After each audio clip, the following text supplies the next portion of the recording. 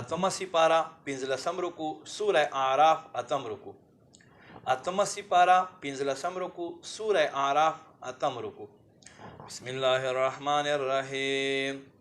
لقد ارسلنا نوحا الى قومه بشک مونږ راولېږلو نوح خپل قوم طرف ته فقال یا قوم اعبدوا الله د ورته فرمایل ای زما قوم خلقو الله عبادت کوئ ما لکم من اله غیره نشته تاسو د پاره د نه علاوه عبادت مستحق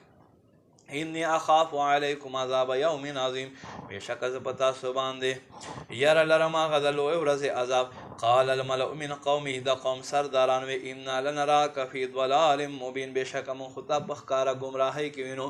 قال یا قوم ليس بي ضلاله ای زما قوم خلق ما گمراهی سره تعلق نشته ولكني رسول من رب العالمين لیکن ز رسول یم د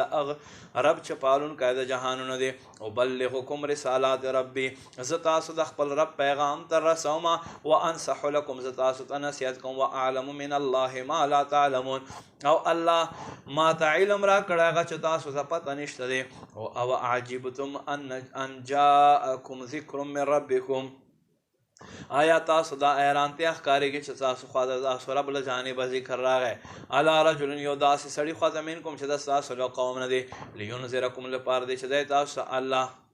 یاره درکې ولې تتقوا لپاره چې تاسو ویریږئ ولعلکم ترحمون لپاره دی چې تاسو باندې رحم وشي فکذبوه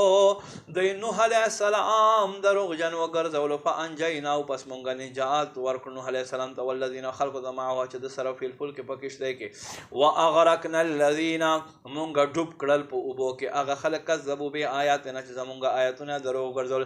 انهم کانوا قوما عمین بشک دا دړندو خلق جماعتو